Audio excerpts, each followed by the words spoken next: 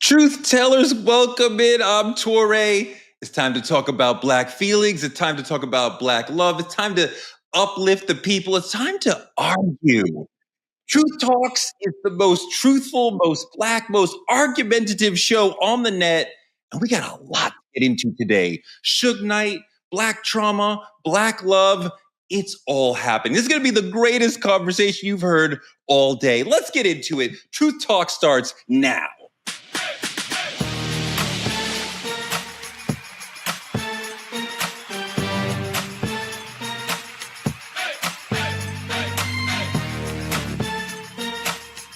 Are y'all ready to roll? Let's go. Welcome to Truth Talks. We used to be the #1 show on Fox Soul, but now we're here for the rawest conversations about all things Blackness. We will not agree with each other, but we will love each other at the end of the day, because this show is about like friends arguing at a bar from a Black point of view. And we're so different that some of y'all will agree with one of us, or at least go, she made a really good point there. Speaking of making a really good point there, the returning superstar, the heart and soul of the show, Dr. Cheyenne Bryant. How are you, my sister? Thank you, Torre. What's up, Truth Avengers? It's your favorite dog, Dr. Bryant. And I think today, I'm going to make sure I disagree with you, Torre, on just about every topic we talk about, you know? And this is the thing. Whenever your curls are popping the way they are, I know that you got some real good information underneath that thing called your brain. So I'm ready for it. I'm ready for it, brother. So you're just going to disagree with me just to disagree with me? Probably so. That's standing 10 toes down and doubling down and all those other things that you do. But you have become like the second sister I never wanted. I have a sister I love who's a doctor, and now I have you. Fantastic. I also have another sister named Dr. Sarah Fontenot. How are you? What's up? Love seeing you guys here. Love having these conversations. Currently in Los Angeles, so y'all going to be with me in LA this whole week. She's in her other house. Okay. And our next gen wise man, Dimitri Wiley, back from meditating on a mountain. How are you? I am blessed by our Lord and Savior, I tell you that. That's beautiful. You sure are. We all are. I'm Torre. You know me. I've been in the game forever. Let's get into the trending topics of the day, because the world is going nuts about the Diddy trial. Capricorn Clark and other Bad Boy assistants have been testifying about life inside Bad Boy. It is an insane situation. Arson, extortion, kidnapping, endless hours, constant violence on planes, on the ground. Diddy seems like a monster. Kid Cudi called him a Marvel supervillain, which sent the courtroom into hysterics, but still, it's kind of true, to the extent that Suge Knight was considered the wildest, most violent man in the industry, and he briefly kidnapped me. We could get into that later in the segment. What? But everyone's like, what? The Jimmy, that's true. I didn't interview Malcolm X, but I did truly get kidnapped by Suge Knight. But Suge just told Harvey Levin from TMZ, hey, everyone thought Death Row Records was bad. How you feel about Bad Boy now? Shy, how do you feel about Bad Boy now? I mean, listen, Suge is from Los Angeles, okay? Compton's Hub City, baby. Listen, if you're from LA, Compton is still Hub City in LA, Torre. Don't start with me. Do not start with me, Torre. It's deeper than LA for him. He's a blood from Compton. Suge Knight is, I understand. Remember, my father is also a founder of one of the biggest blood gangs. So I'm very familiar with Suge Knight, who was a good friend of mine as well, and very protective over me in many essence before even going to prison. But back to what we're talking about, I still believe that Suge Knight and Death Row was still the biggest and the baddest and the most feared record label and individual that has existed in the music industry. Do I think that Diddy has done some things that also had him being very much feared? Absolutely. But if you look at, you know, a lot of the history of the more hardcore walk in a club, walk in a room, and you got brothers just straight in fear. I mean, Suge would walk in places and dudes would literally just shiver. Suge would walk up and just snatch somebody's chain off their neck, and there was nothing anybody was going to say or do. This is a guy who not only is his presence, this dude is like 6'2", 2'8".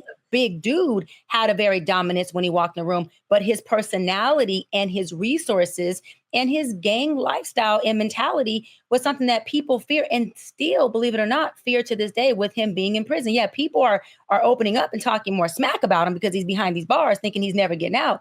But that brother still has a lot of call when it comes to the streets. Sarah.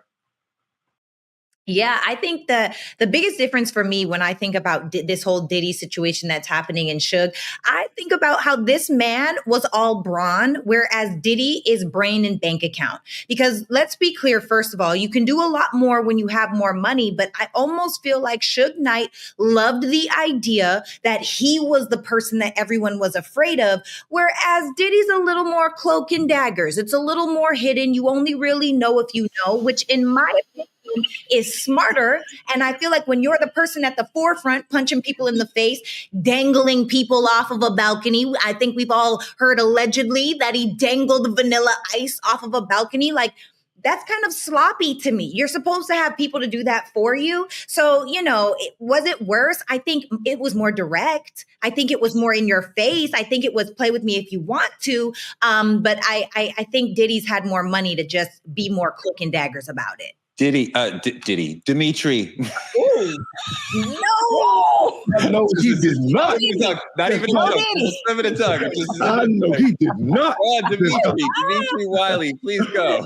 No, I agree with everybody here. I think the idea of Diddy versus Suge Knight both was demasculation from, they both demasculated their victims. Suge did it in a physical way, like Dr. Sarah Fontaine was saying, and Diddy was more mental.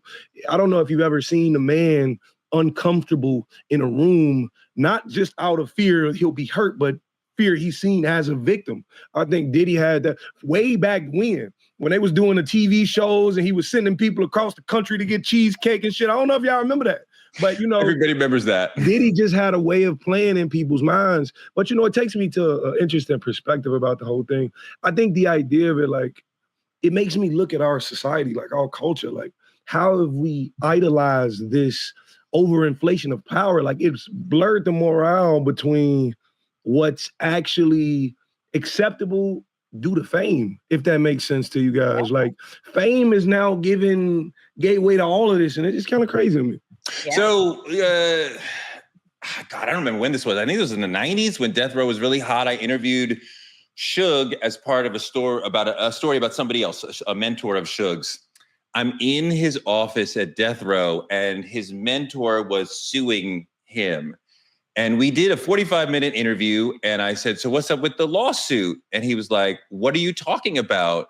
Oh. And, I was really, some would say dumb. Some would say aggressive, some would say dumb. I'm sitting in his office. Nobody knows that I'm there. It's midnight. And I'm like, you know what lawsuit I'm talking about. I'm truncating the story. He told me he grabbed me by the shoulder and dug his hand into like my shoulder blade and like pulled me into the corner of the room where there was a fish tank, which at this moment I'm thinking, oh, it's a piranha tank. And he's going to freaking put my hand in there or something. I thought he was going to beat me up. I was definitely like, if I leave here with only one broken bone, at one point there was somebody who was clearly a blood right now standing there. And he was like, as soon as you say anything, I will go beat the crap out of him. And I'm like, oh my God, I'm about to die tonight. And nobody even knows that I'm here in Death Row right now. This is a true story. I can tell the much longer story later on, but we want to move on. But that really happened. And yes, you're completely right. Suge's reputation was known and public, and people were scared of him. And yes, he brought the blood and the street energy into the game in a way that nobody else had, certainly not at the executive level. Somebody else. So really quick, because I had I'd be out in club, back in the day I was young and clubbing. I'm still young, but I don't be clubbing no more. But I'd be clubbing and be out and about with a group of friends. And Suge would literally walk from his table to our table and literally stand in front of like the whole bottle service and be like, yo, Shy, with this presence and this voice that the music is loud, but all you heard was his voice. I'm not playing. And I would be like, hey, what's going on? He'd be like, you good? Are you good? So everybody can feel the presence.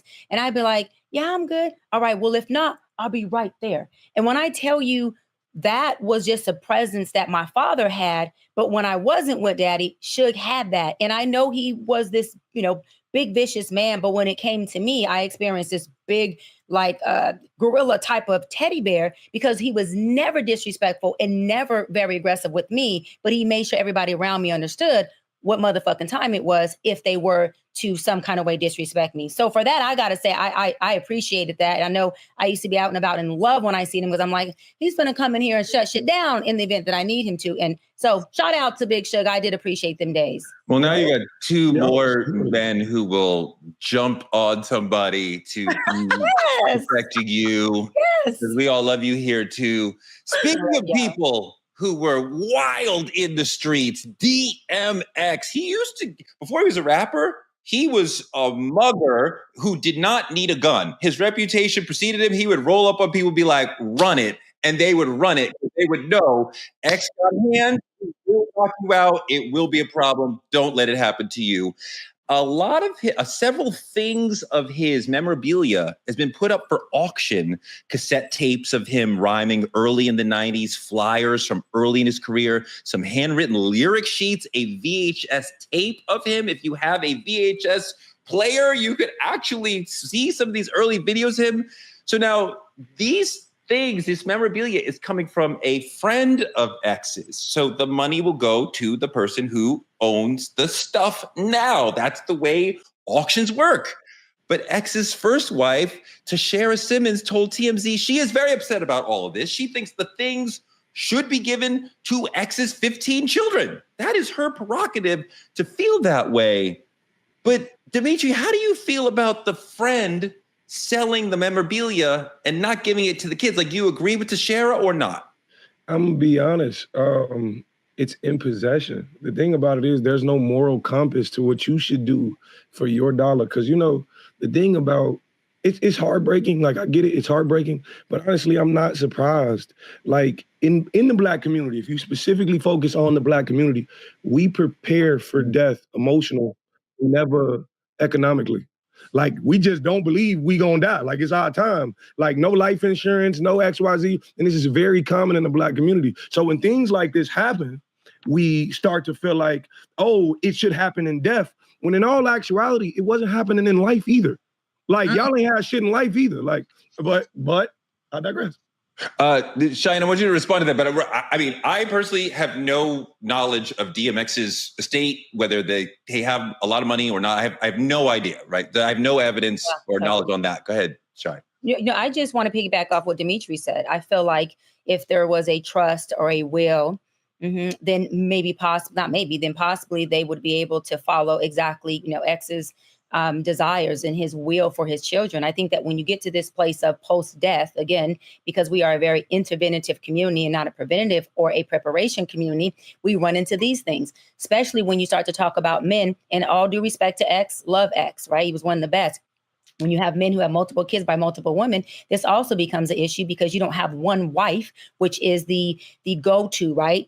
To say, hey, listen, my husband and I had these conversations and we have all these kids and this is what we would like to be done and contribute to our children. You have multiple women who are mothers of their kids or baby mamas that you also have to consider what do they want with their kids. So what am I saying is that blended families can work, but when you start to have these multiple baby mamas, these broken homes and broken families, this is a direct result of not having your shit ready and also procreating in ways where, things are spread out so thin that everyone takes a loss. Just like in this case, all the kids are taking a loss because nobody is going to reap the benefits of this man's legacy and long, hard-worked career that X has obviously worked hard for, and no one gets it but his friend selling the memorabilia. One thing that I can say, Sarah, I overheard, because I was doing a story on DMX, so I hung out with him for like 3 days in LA, and I overheard him talking to Tashara for an hour.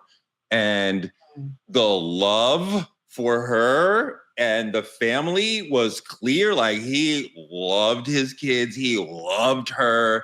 So, I mean, blended family, all that, but he did love this woman. I heard him on the phone with these children. He loved those children. He loved being a father. He loved being a husband or a longtime boyfriend with Tashara. But I know, Sarah, you are very let's say, knowledgeable and aware financially. And I want to go back to what Dimitri was referencing around estate planning. Black people, sometimes we're not as forward thinking. And I'm not necessarily saying DMX is or isn't, but like, that's kind of what subject we're on here. Where should we be in terms of estate planning if we have something to pass down? What are the things we should be doing? Well, as Dimitri said, and Dr. B said, life insurance is great. Trusts are great. But honestly, I feel like we have a generational flaw. We have a cultural flaw in the sense where they don't teach financial literacy inside of school. The only way that you learn financial literacy is if you outwardly go and seek it, you have a mentor in it, or someone in your family is involved in it. And unfortunately, for a lot of the Black families, number one, we're all focused on make the money. We don't talk about keeping the money, sustaining the money, or leaving money behind. We talk about what do we have right now? What cars, what jewelry, what this, what that, especially inside of this industry. And so when you think about how different music legends and their estates, we've seen this before with Aretha Franklin, with Michael Jackson, with Prince. There are so many different people that were not able to pass down their estates to their family or their children because they themselves were not financially literate. And so it goes back. I'm sorry. Prince did that, and Michael Jackson did that. But I want you to give us examples of what we should be doing, what Black people should be doing for our children. Yeah, for number one, okay, this is loaded. I got 30 seconds to tell the truth. Number one, you could when your kids are young, you could get them a custodial account where you're paying a few $100s into it at a month. By the time they're 18, your kid could have $1 million. You could do a trust where you get paid by your trust. Let's say that you start a side business on the side. If you start a side business, you have an LLC. That LLC is paying you. You could pay yourself less to be able to qualify for certain things that we might talk about in different topics. There are so many different ways that we could set ourselves up if we knew the loopholes.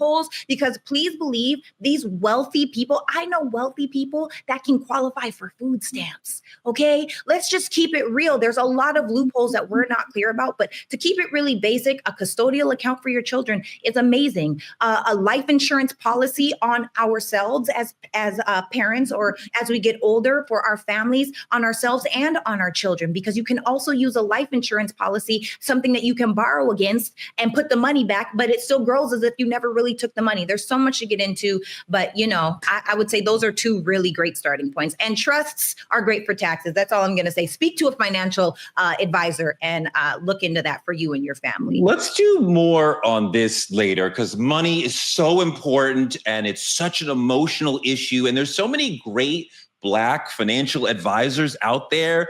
I think about the Budgetnista. I think about Ian Dunlap, like really smart people who could come and have a great conversation with us about all these issues, about the custodial accounts, the 529s, all the things. So like producers, let's do a big money issue so we can talk about the emotion around money and the smart things that we should do. Let's leap forward into a huge fight that's going on in our politicking segment. Trump is at war with Harvard. He's at war with all American universities, but right now he is focused on Harvard, and they are fighting back spectacularly. And I am such a fan of how they are trolling him and pushing back against him. Columbia laid down, Princeton laid down, Harvard is like, hell no, we're fighting back. And I don't fully understand what Trump's real problem here is, because when he talks about Harvard and the problem, he sounds like someone who could never, ever even have a chance to get into Harvard. Roll the clip. Part of the problem with Harvard is that there are about 31%, almost 31% of foreigners coming to Harvard. We give them billions of dollars, which is ridiculous. We do grants, which we're probably not going to be doing much grants anymore to Harvard. But they're 31%, but they refuse to tell us who the people are. We want to know who the people. Now, a lot of the foreign students we wouldn't have a problem with. I'm not going to have a problem with foreign students. But it shouldn't be 31%. It's too much, because we have Americans that want to go there and to other places, and they can't go there because you have 31% foreign. Now, no foreign government contributes money to Harvard. We do. So why are they doing so many? Number one. Number two, we want a list of those foreign students, and we'll find out whether or not they're okay. Many will be okay, I assume. And I assume with Harvard, many will be bad. And then the other thing is they're very anti-Semitic. Everybody knows they're anti-Semitic. What? And that's got to stop immediately. It is hysterical to have Trump, who hangs out with Holocaust deniers, talking about Harvard as anti-Semitic, but whatever. Shai, the attack on Harvard and really all private universities will have an impact on Black students. Talk about what this all means for Black students. So let's go back. At Harvard, the recent graduation class seen a drop between 18% to 14% of Harvard law students when it comes to Black students, okay? So it's showing a drop of Black students anyways now before Trump even put this rhetoric out. But I want to go back to the whole reason why, right? Obviously, Harvard rejected Barron. No. The first lady's office said no, he didn't apply to Harvard. Oh, he didn't? Oh, okay. Well, that was rumor that he did, right? But then Malia Obama was accepted. Okay. So I was going to say that was one of the reasons why I can see Trump trying to be petty. But if you're saying that that is alleged, then I'll pull back on that. But what I do want to say is that there has already been a drop in Black students from between that 14 to 18% from this previous graduating class. And so I don't think that Trump's initiatives or whatever Trump is attempting to do has anything to do with the Black students being dropped out. Will it affect foreigners? Absolutely.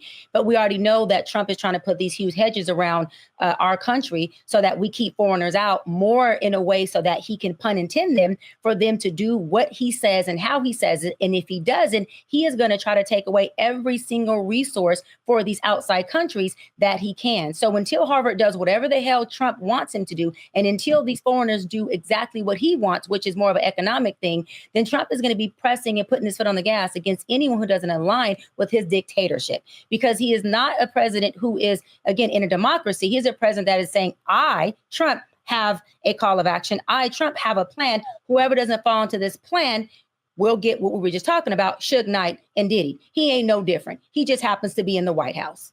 Dimitri. Okay, me personally, fuck a rumor. I think he applied. I honestly think this is petty. I'm gonna be honest with you. This is me personally, because they're gonna say whatever they want to say. They've been lying to our face for fucking forever. The thing about it is, for me, I've never seen a more emotional president in my life.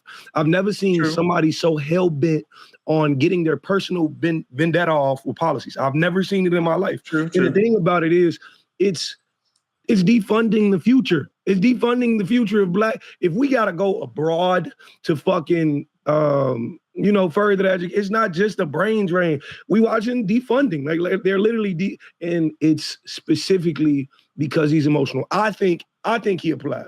I think he didn't get in. But to me, I also think that to Trump, if you're not white America, you're foreign. That's how you look at it. Yeah. That's how you look at it. Ooh, child. All right, y'all. You ain't gonna like what I have to say, because I personally am not mad at what Trump is doing here. And what I mean by that is Harvard, first of all, is a white school. It's not even a school, it's a club. This is an opportunity where men and women get to send their sons and daughters so that when they graduate, despite their grades, they're able to have a high income opportunity when they come out of that school. That also being said, it's a privately owned school. And after some research, you'll find that just from tuition alone, they got $1.4 billion last year. Just from tuition, $6.5 billion in total. And so I do feel like it's not about foreigners. Why are we so worried about everybody else's backyard when this could potentially open up spaces for Black people here inside of America? So I feel like when you look at the math and you start doing the math and you look at how Trump is saying they shouldn't have people come in that we can't account for. Did you guys know when I moved to LA by myself and went to a conservatory, the cost for out of country students, foreign students, was 3 times the amount of those that were domestic students. At Harvard, it's the same price. So why are foreign students not paying more to now come and take American students' places? I don't understand that. For me, that's something that doesn't make any sense. It's a very rich school, and he's attacking a white boys club. What is the problem with this? I personally, I don't see it. I mean, part of the thing is that the money that the government gives to Harvard and Columbia and other universities is used for research that helps the entire country. So the billions that they get from the government is not part. It's not part of that boys club thing that you're referencing. But also, this is about academic freedom. And what the Trumpies are saying to the different universities is like, well, if you want our money, then you have to teach these things. And of course, part of that is not teaching Black studies or not teaching it the way we've been teaching it. And when I think about I was a Black studies major in college. And when I think about the spiritual and emotional impact, say nothing of the psychological impact of learning of our history, of learning of the resistance, of learning of the way that we have existed in this country, culturally, revolutionarily, all these, it has transformed me. And I would feel bad for children, Black children who want that information and can't get it or can't get it accurately because Trump has put his thumb on the scale and changed the way that we teach. And the same for young Arab children or Black children who want to learn about what's really going on in the Middle East, the true story, which colleges are teaching. I want colleges to teach the truth. And I think the Trumpies are not really interested in that. Cheyenne, I see you shaking your head a lot. Because you're talking about how the impact of knowing our history can, avoid that intense identity crisis of where did I come from? Who am I? Yes. Right. And why am I experiencing these things, which is what critical race theory talks about, not leaving behind our history, because you can't always see racism. It's an experience. It's systemic. And so if we don't know what the systemic feels like, what the experience was, then we're fucking over our folks who don't get that experience. But I want to add to that is when we talk about the Black experience, I think that we should focus a lot more on the HBCUs. We want to learn about Black and be Black and experience that. We should not have to just depend on these Harvards and these Ivy League schools who their main focus isn't us. Doesn't mean that we shouldn't have the privilege or the resource to be able to apply and be accepted. But I also think that we got to feed into the HBCUs who are made for us, by us, and go there and say, look, let's figure out how we can get more money there. Let's figure out how we can get the history classes being taught there. We can get that experience being there. Let's not lean on so much of Harvard and Stanford's and these Columbia colleges to do this, when again, this is something that we as a people have to make sure our people get. It is not their responsibility to make sure we feed our sheep what our sheep need to be successful. We have to pull back on that. But first, I went to Emory in Atlanta, and the first time we went over to the AUC to hang out at Morehouse and Spelman, it was like, oh my God. Even as a 19-year-old, I was like, these people are much more mature than me. They have much more self-esteem. They have much more of a sense of self. They're talking about Morehouse men and Spelman women. At Emory, we were not talking about Emory men. We were not talking about raising the spirit in the way they clearly were talking. I was like, just stepping foot on the yard was like, this is different. Wait, hold on. Torre, you said something, stepping foot on the yard, not the campus. Even our cultural lingo was different at the HBCU. We stepping on the yard. Not the campus. Yeah. And this is what I mean. And the PWIs have pretty much thrown us to the wolves. And you pick up that same thing. I told you, I know Kamala from way before when she was at ADA. And I remember talking to her about Howard. And when she talked about as soon as she said the yard, like the eyes go like the smile in the eye thing when we remember something that we like. It's just such a powerful thing. Like, the community that you experience in those spaces. Go ahead, D. You know what I'm finna do? Just because y'all giving me that, I'm gonna go to my son kindergarten class and I'm finna fund a pizza party. Come on. You gotta start small. So Ray, you gotta start small. You understand what I'm saying? Hey, we'll get that. Look at that. Now he's bringing valuable emotions to the kindergarten class. Come on now. Pushing against what a lot of us are feeling all the time moving into the main topic. A lot of Black people feel themselves in a trauma loop. What is that? Look at this video. Let's talk about it. If you're struggling with anxiety and you're constantly being triggered by everything, you need to watch this video. So you're experiencing panic attacks, maybe physical symptoms, just overall worry and concern. And anytime you get triggered, your anxiety goes through the roof. Now you're thinking, I don't want to experience that trigger, so I'm going to avoid it. Now that makes logical sense. However, here's the trick. If you avoid the trigger, you won't feel anxiety in the moment, but what happens is the anxiety comes back. What happens is the anxiety generalizes. If you are experiencing generalized anxiety disorder, that's exactly what it does. Anxiety generalizes to other similar situations, which increase the anxiety. So the solution to overcoming this is not by avoiding the triggers, by facing your triggers and responding correctly. This is where the focus is on long-term freedom, not short-term comfort. Okay, Cheyenne, a trauma loop, which we're trying to get into, happens when repeated exposure to trauma leads to the brain becoming accustomed to functioning in a flooded state, and you're constantly living in toxic stress. Right. And I think that I wanted to hear you talk about what that looks like for Black people and specifically and how we are dealing with trauma.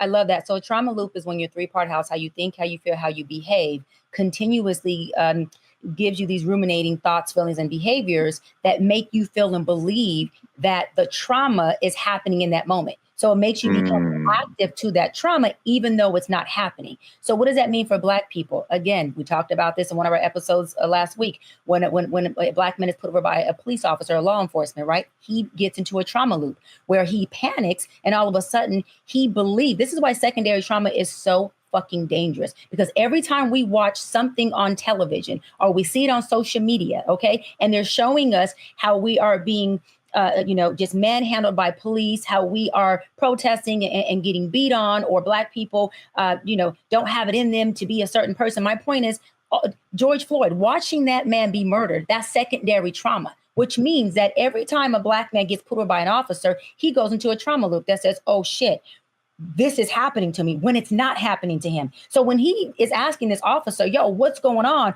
Or he's in a state of frantic or paranoia, or he's in shock, and it looks like this man is out of control. This man is actually in a trauma loop from either first or secondary trauma. When a Black person steps into a room or to do an interview or to get employment, and all they remember is their father or their mother, or watching the news say, Black people have the lowest employment rate. Black men are the educated.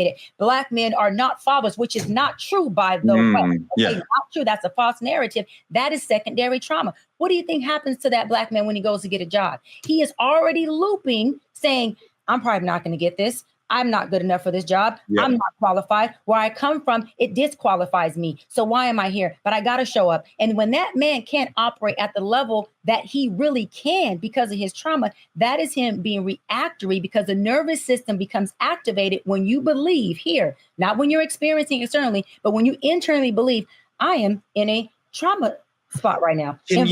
Trauma. Can you also unpack what we talk about when we're talking about intergenerational trauma? Because some of the trauma loop is also from parents, grandparents, great-grandparents. Absolutely, which is called, on the streets, we call it generational curses. But clinically, it's a dysfunctional pathology where we don't have to even see it. A lot of it can be learned behavior, but many of it is, believe it or not, embedded in our DNA. And DNA is not just something that happens when two people get together and you got an exchange of biological DNA. DNA is also reshaped and reformed by our experiences that happen over and over again. That's that trauma loop. When it's looped, and it becomes autopilot for you, your DNA becomes reshaped and reformed neurologically as well to this trauma. So guess what? That trauma becomes your baseline. It becomes your norm. So you act, you think, and you feel. Your three-part house is in alignment with trauma. And someone who is always in a trauma response state of mind cannot live in a healthy, thriving environment. They are always surviving. So guess what? They're surviving their relationships, which means they're always hostile. They're surviving at work, which means they're always hostile. They're surviving as parents, which means their kids now are indirectly experiencing abuse at the hands of a person who doesn't even have the awareness that they are in this trauma loop. That's the part that saddens me the most, and I'll land on that, is many of our Black folks are either under or overdiagnosed and don't even know that they are experiencing these traumatic learned behaviors, or this traumatic, I call it DNA type of loop. And they are putting and projecting these things on every person they come in contact with, including us. And for us to be reactive is actually adding salt to the wound. It took me to get in my field, honestly, to have compassion and grace for our people when they did that. Because before, I used to say, what the fuck is wrong with us? Why would we respond like this? What is going on? But learning the intertwined reasons behind the cause and the effect has really gave me a love and gave me a compassion for our people, because there's a lot of shit we're dealing with that we are not aware of and that we do not have resources for. Dimitri. Jesus. First off, thank you for all of that, Doc. Really appreciate it. It spoke to me. And I think reason being, because as a Black man, like we talk about the cops being behind you, XYZ, I could get a ticket. Let's say he gives me a ticket, and he walks away, and I say, that ended better than I thought it would. The moment I start to think like, oh, I'm going to jail, and I ain't even done shit. I'm a good civilian. My registration's clean. I ain't even done anything, and my mind automatically goes to, I could die here.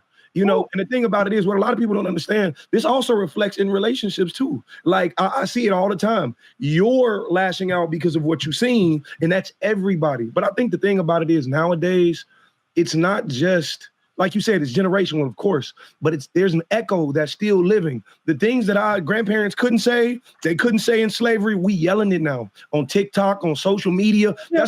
That's why the N-word is so triggering when somebody of the opposite, cultural set.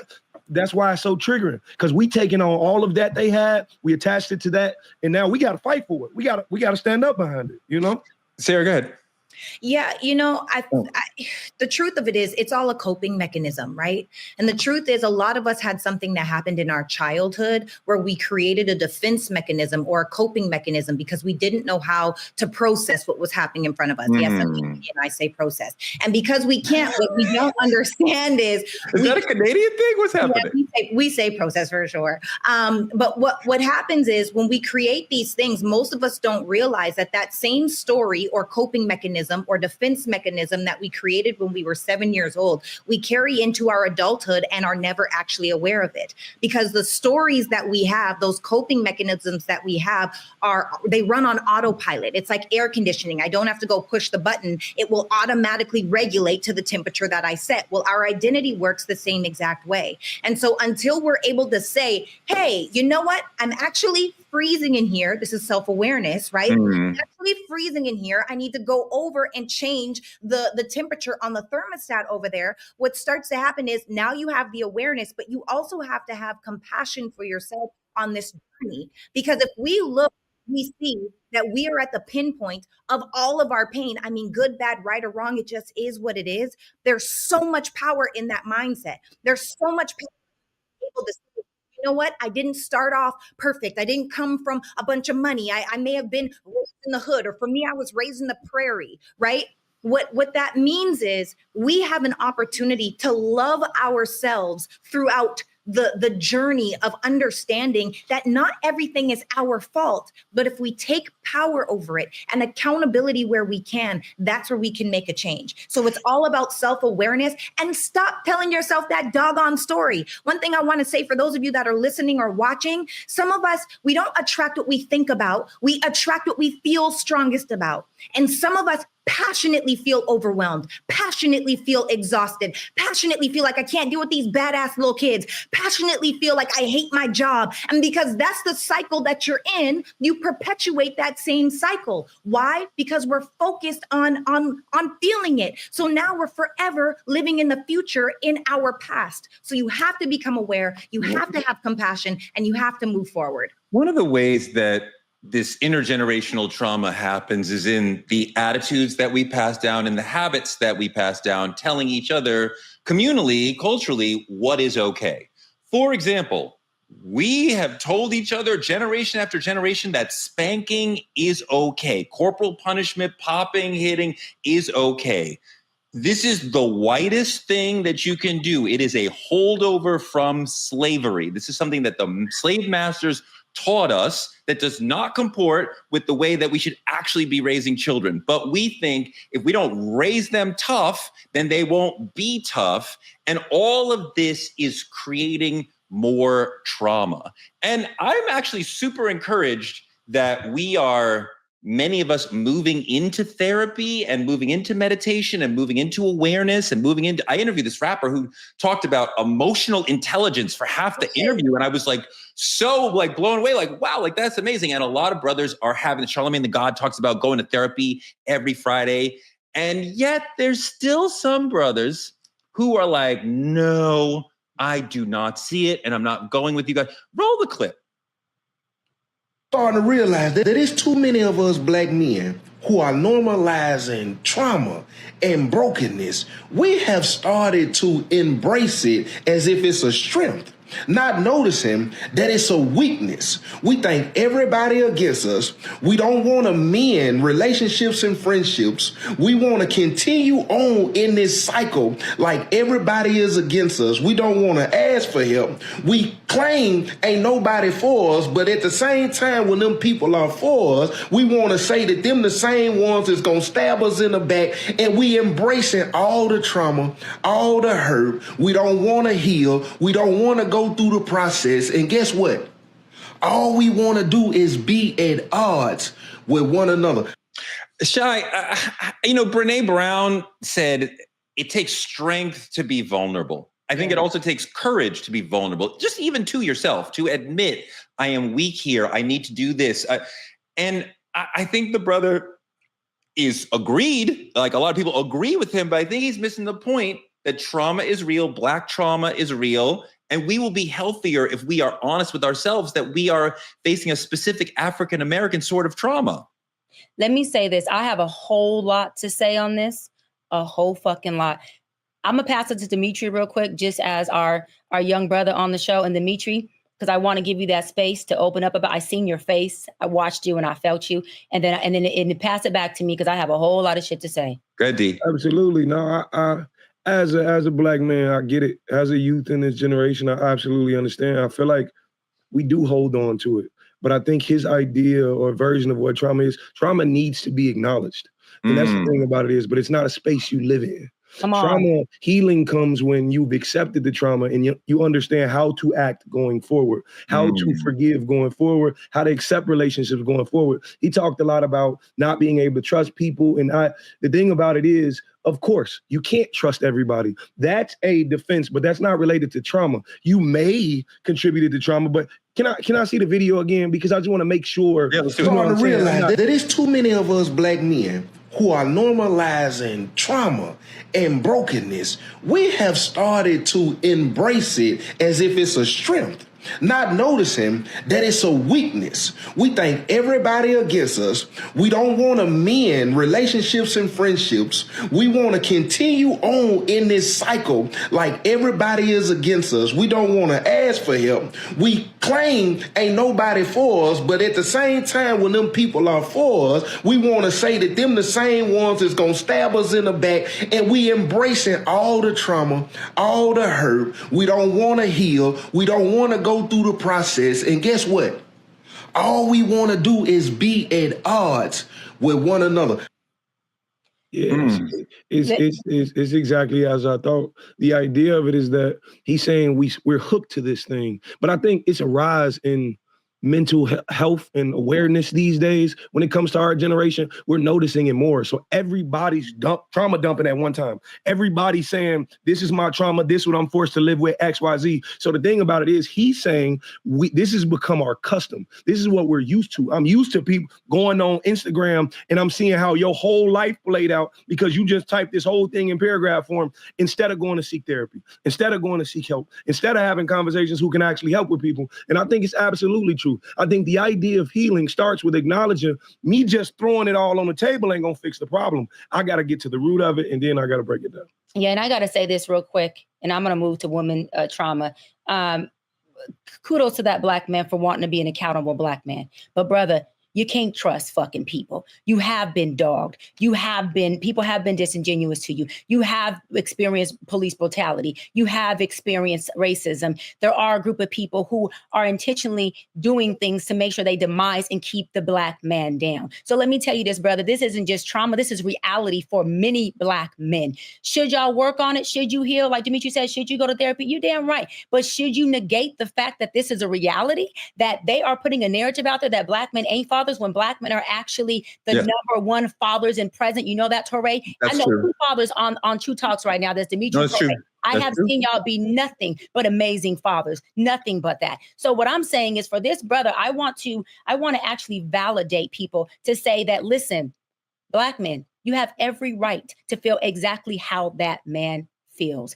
What we want to do is we want to stop the trauma loop. We want him to get a new experience and be able to say, when the new good experience do present themselves, he can have the awareness to differentiate the difference and say, wait a minute, I'm not actually experiencing the trauma that I have been experiencing. So let me embrace this new experience. So I can reprogram, recalibrate, and I can actually have a better experience for myself and my kids. But I don't want to take away the truth of Black men and a lot of their experience of being unable to trust people in this world. I'm not going to do that to my brothers. It is true for many.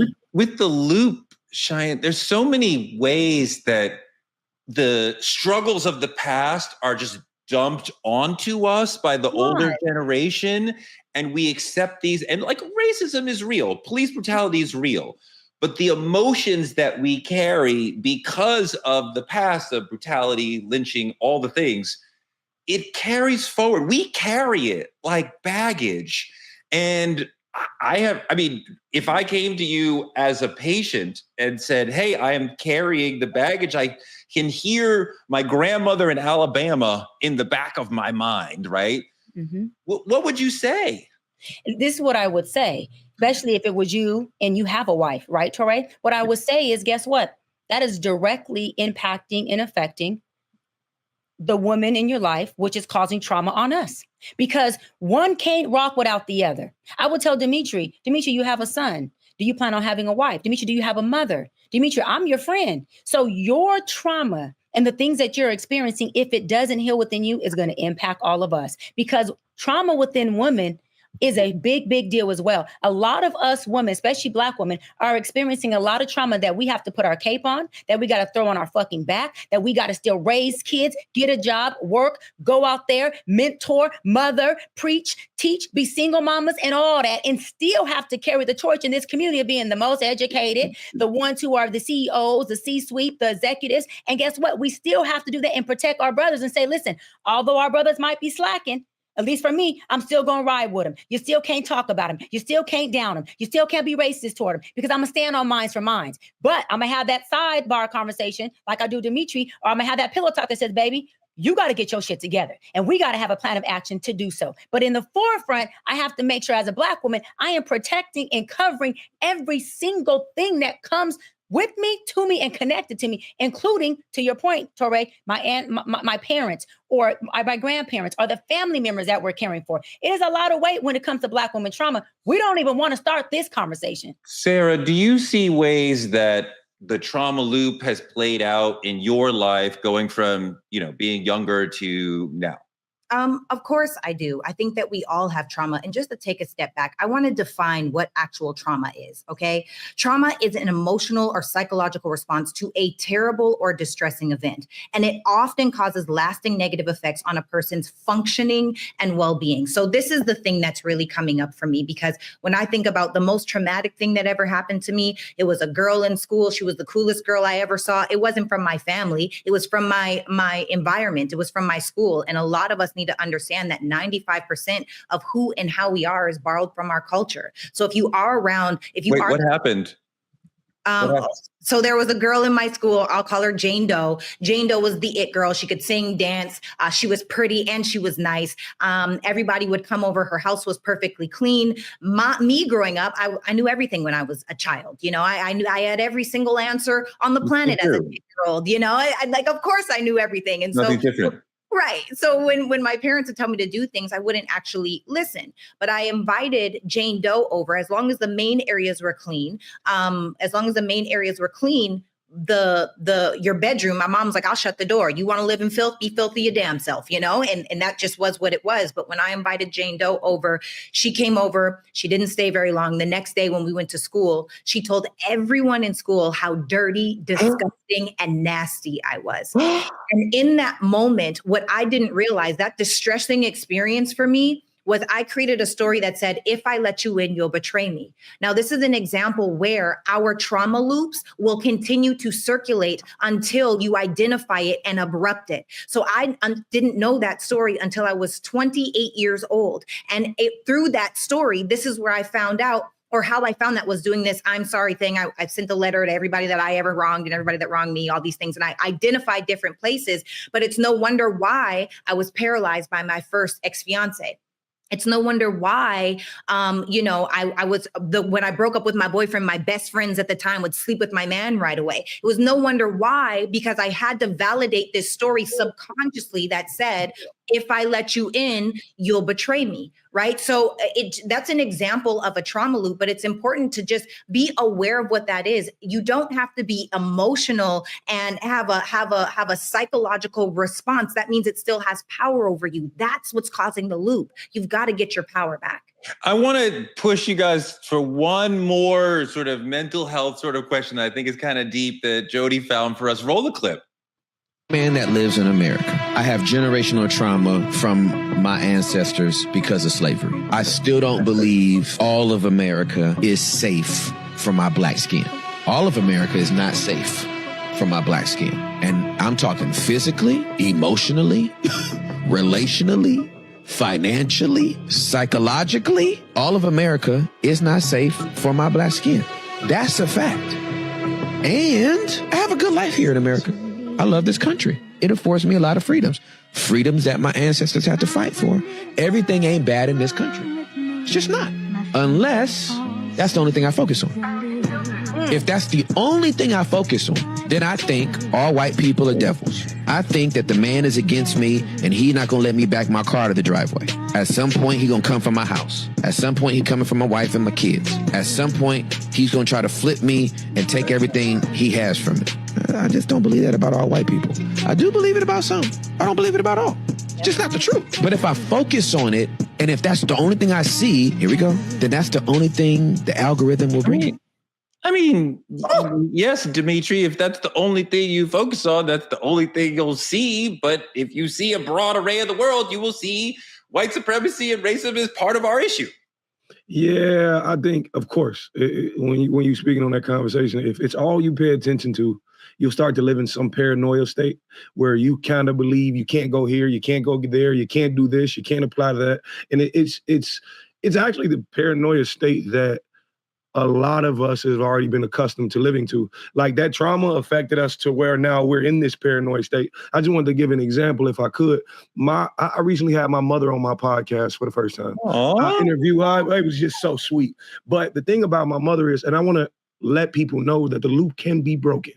The thing about it is I've watched my mother grow more in her 40s than she did from the teens to the young adults to the XYZ. It's about understanding and seeing the loop in order for it to be broken. I remember one time I was 18 years old. I went to go buy my first foreign car. I was getting me a little Mercedes. I was working. I was doing XYZ. My mother told me, when that car get repoed, don't come talking to me.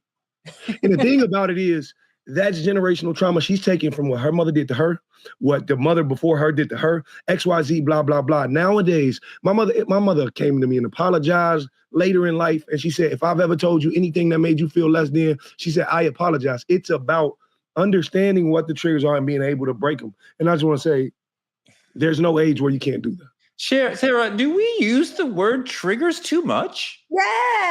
Yes, we do. Because a lot of people are using triggers as an excuse for their bad behavior and lack of accountability, cloaked in victim. Wait. When I say trigger, I mean you, Sarah, to be whoever, you did something to me. So it's not an excuse for my bad behavior. I'm saying you made me feel bad. But is it, so you are responsible for how you feel, number one. Number two, was that what I intended to do, or is that how you received it? Are you just taking it personal? Are you making an assumption, right? Most people's triggers are a literal lack in accountability, cloaked in victimhood for the ultimate deflection. How do you take blame off of yourself, point it at someone else, wrong someone else, shame someone else? If you show me a picture of somebody being lynched, I will be triggered. That is not me deflecting or not. I mean, like you're hit. I mean, talk to me. I feel like if you're okay, I know I'm about to piss a lot of people off because I believe in 100% responsibility and zero excuses. I am 100% accountability. If someone dies in front of me, I am still responsible for how I feel. If someone gets hurt in front of me, I am still responsible for how I feel. Is it easy to always be super regulated? No, I know Dr. B talks about all the time, high functioning. I'm a very high functioning person, which can sometimes lack a little bit of compassion. I won't lie, because my brain does not wrap around, oh, this is all the feels. My brain wraps around logic, and logic says, damn, that is really sad. I hate that for that person. I don't have the outrage that comes out of me unless it's a dire and extreme example, like being lynched. But if the trigger is, oh, I don't feel seen, heard, or acknowledged because you didn't, our community is becoming too soft. But there's very real, Cheyenne, there's very real things that happen in the world all the time that trigger us. Listen, motherfuckers are just triggered and triggering, straight up. Straight up. You got some people who are using it as a way to deflect, right, from their own emotional inability to regulate. But you got a lot of people who are really, truly triggered. And when you feel your trigger and express that, you are not avoiding your emotions. You are actually identifying them. You are actually saying, like you just said, Torre, hold on, you showed me a picture of someone being lynching. I'm triggered. Watching that video we just saw triggered me. When that brother was talking about how he views the world, but he has to make sure he doesn't view it in a way that keeps him oppressed, I became emotionally triggered. Honestly, I became emotional. Does that mean that I'm hiding behind some trauma I have? No, that means that I empathize with this brother on what he was saying. And so, yes, triggering is a word that people may want to throw around from time to time, but I also love that we are throwing it around. Let me tell you why. Because we are a culture that doesn't identify emotion a lot. We are a culture that doesn't express our emotions very often. That is what causes mental health issues, depression, anxiety, when you suppress your emotions. So if I got to have my clients come in session, if I got to have my brothers and sisters say, I'm triggered, good. What does triggered mean for you? What emotion comes up for you? What triggers you? Let's talk about that trauma, because that is a gateway and an entryway for me understanding what that means for you. So I push back. I hear what Sarah was saying, but I push back on it being overused. I think it's a gateway to somebody saying I'm triggered. At least they know they got an emotion that we can then identify and work with. Please let me know when set boundaries with me so I can know how to help you help yourself, so we both won't be in this motherfucker triggered. With the notion of triggering, just the idea, which was not discussed 20, 30 years ago, I just am able to understand. You said something that bothered me. Yes, it's still my responsibility to regulate my feelings as a mature adult in the civilization, but I understand I'm not crazy. You said something that erupted something in me. Now I have to deal with that. But like, I'm not going to blame myself for suddenly having all these feelings because you told me you're not a good father or whatever. But you know, this has been another fantastic conversation with all you guys. You bring your heart, you bring your mind, you bring your soul to every conversation on this show. You make me laugh, you make me think. Even you, Sarah. Wait, Torre, I want to say something really quick for the folks in the comments. We're talking about triggers, y'all. I want y'all to drop in the comments, what triggers you? What just gets underneath your skin? We want to hear, what is your trigger? What is it? It could be something small, like when I'm at the red light and the person just sitting there. I don't care how big or small. Write in the comments what triggered you, and we want to hear from you, because I'm very interested in knowing who triggered you, what triggered you, and I want to see how we all can identify with that.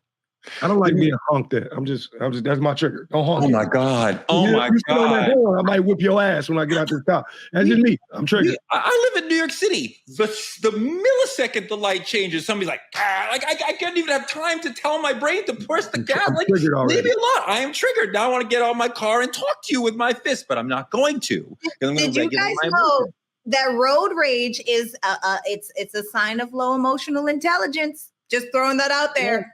It is. It's low functioning, Sarah. It's low functioning. Once again, Truth Talks keeps it real. I really appreciate the conversation, the love, the spirit. Dimitri, Sarah, Dr. Cheyenne, Bryant, thank you so much. We're going to have amazing conversations like this every night, 8 p.m. Like, comment, subscribe on our YouTube at Truth Talks-Live. You can always watch us here in the Black Star Network right after Roland Martin Unfiltered, or at youtube.com/Truth Talks-Live. Support Black media at the links on your screen. You can advertise on this show and access our 10 million strong audience. We are here every night, 8 p.m. East Coast, West Coast. Get involved. This is the conversation you want to be having, Black America.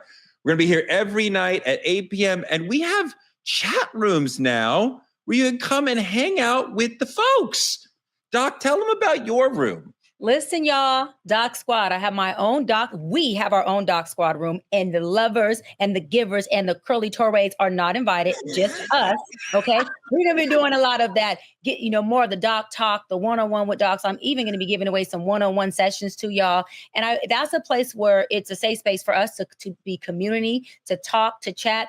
And you all know me. I like an open book. I want you guys to be in there fluid. I want you to be in there cursing. If you don't curse, don't curse. If you're going to bring in the godly, bring your shit to the community, because the Doc Squad, we lit, we bring the fire and we keep it real. So that is a place for us, not for them other three you see on here. It's our community.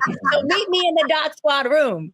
Black media is under attack. Keep supporting us by telling a friend to tell a friend. Check us out every night, 8 p.m. EST, on the West Coast, 8 p.m. PST. I will see you tomorrow.